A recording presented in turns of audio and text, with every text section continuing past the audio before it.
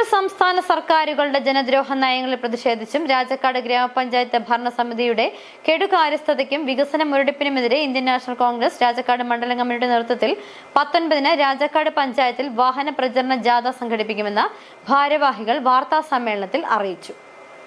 രാജാക്കാട് മണ്ഡലം കോൺഗ്രസ് കമ്മിറ്റിയുടെ പ്രസിഡന്റ് ജോഷി കന്യാകുഴി ജാഥ ക്യാപ്റ്റനായും ഞായറാഴ്ച രാവിലെ 7:30-ന് പഴയവടുതിയിൽ KPCC മെമ്പർ R. ബാലൻപിള്ള പ്രചരണ ജാഥയുടെ ഉദ്ഘാടനം നിർവഹിക്കും.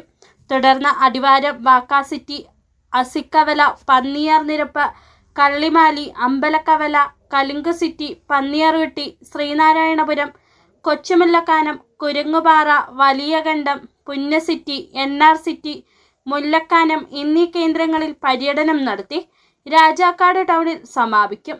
വൈകിട്ട് 5-ന് നടക്കുന്ന സമാപന സമ്മേളനം AICC മെമ്പർ റോയി K. പൗലോസ് ഉദ്ഘാടനം ചെയ്യും.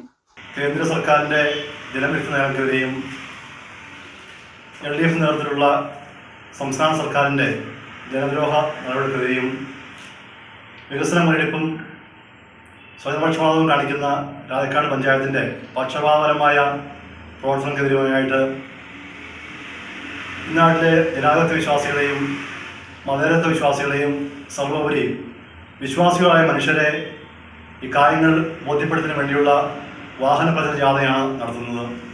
സമാപന സമ്മേളനത്തിൽ ജില്ലാ vice president KS Arun, Udumbanchola block president MB Jose, UDF നിയോജക മണ്ഡലം കൺവീനർ ബെന്നി തുണ്ടത്തിൽ തുടങ്ങിയ കോൺഗ്രസ് നേതാക്കൾ പ്രസംഗിക്കുമെന്നും നേതാക്കളായ ബാബു കൊച്ചുപുരയ്ക്കൽ, ജോയി തമ്പുഴ, ജോഷി കന്യാകുഴി, അഗസ്തി കുന്നുംപുറത്ത് എന്നിവർ വാർത്താ സമ്മേളനത്തിൽ അറിയിച്ചു.